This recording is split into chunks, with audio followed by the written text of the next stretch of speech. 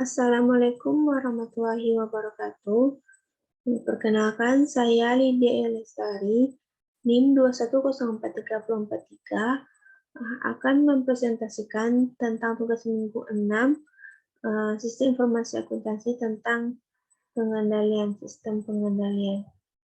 Soal yang pertama yaitu, jelaskan mengapa sebuah entitas bisnis mau menggunakan sebagian atau semua hal ini: firewall, CIRT, intrusion prevention system, dan intrusion detection system. Firewall adalah sistem keamanan yang melindungi komputer dari berbagai ancaman di jaringan internet. Firewall ini bekerja sebagai sekat atau tembok yang membatasi komputer dari jaringan internet. Melalui tembok API inilah kita bisa mengatur data, informasi, dan kegiatan apa yang boleh lalu lalang dari jaringan internet ke komputer, dan begitu pula sebaliknya. Contohnya, blok pesan yang tidak diinginkan. CIRT atau dengan kepanjangannya Computer Incident Response Team atau tim tanggap darurat komputer adalah sebuah sistem yang diseleksi dengan hati-hati dan berisi orang-orang yang ahli dalam menangani insiden, khususnya insiden pada aset informasi, sehingga suatu insiden dapat dengan cepat dideteksi, diinvestigasi, dan diatasi. Intrusion Prevention System adalah pendekatan yang sering digunakan untuk membangun sistem keamanan komputer.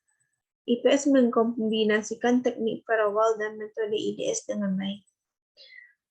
Intrusion Detection System atau IDS adalah sebuah sistem yang melakukan pengawasan terhadap lalu lintas atau trafik jaringan dan pengawasan terhadap kegiatan-kegiatan yang mencurigakan di dalam sebuah sistem jaringan.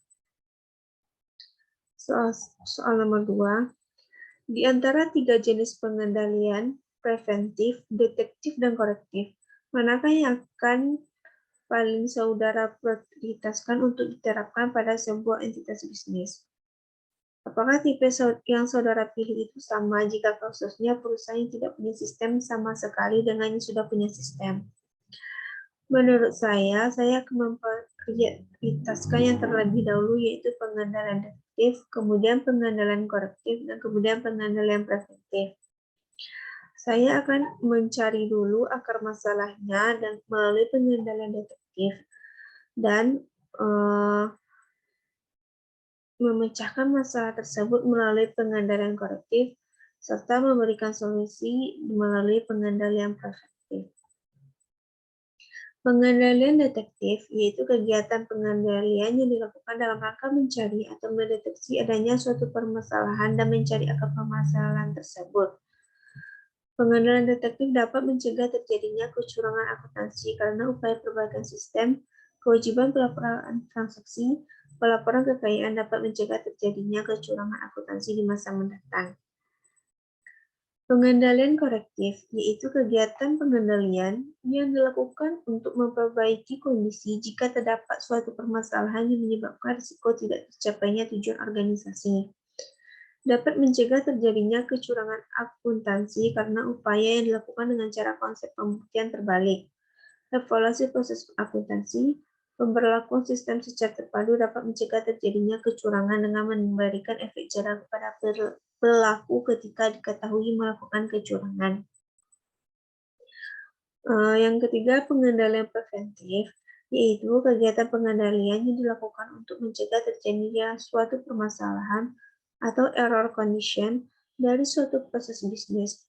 Tidak dapat mencegah terjadinya kecurangan akuntansi meskipun upaya yang dilakukan dengan memperkuat jajaran manajemen, membangun kode etik, peningkatan SDM, pembuatan rencana strategik, pelaporan kinerja masih belum mampu mencegah kecurangan akuntansi secara signifikan. Hal ini dikarenakan perilaku seseorang yang tidak dapat diprediksi meskipun dilakukan tindakan preventif yang baik, tetapi perilaku seseorang yang menentukan kecurangan akuntansi.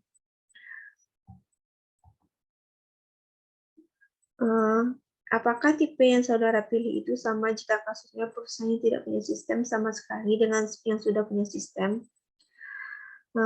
Jika sama dengan perusahaan yang sudah punya sistem, contohnya pada sumber yang saya baca, aktivitas pengendalian preventif, pengendalian detektif, dan pengendalian represif terhadap pencegahan kecurangan akuntansi.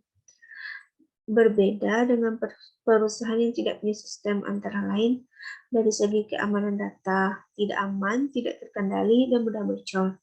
Dari segi perencanaan, seperti plan yang tidak ada ketika masalah muncul, dan solusi yang diberikan belum tersedia.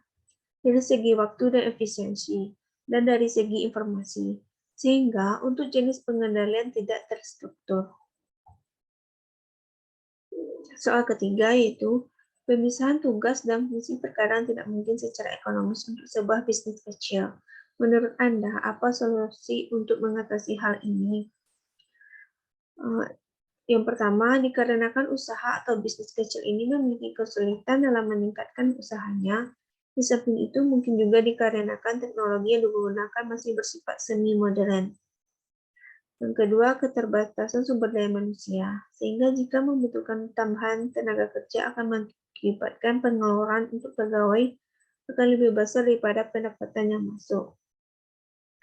Solusinya yaitu pengendalian yang dapat dilakukan adalah dengan memperbaiki manajemen dan prosedur pada pembagian tugas masing-masing, dan juga dilihat dari teknologi atau peralatan yang digunakan perlu adanya perubahan, sehingga tidak menghambat bisnis usaha yang sedang dijalankan, serta adanya komunikasi yang baik antar pebisnis. Solusi yang kedua yaitu, dengan sumber daya manusia yang terbatas, perusahaan dapat tetap melakukan pemisahan tugas dan wewenang yang memadai dengan memberikan perangkapan tugas yang tidak terkait dengan fungsi orientasi, penyimpanan, dan pencatatan.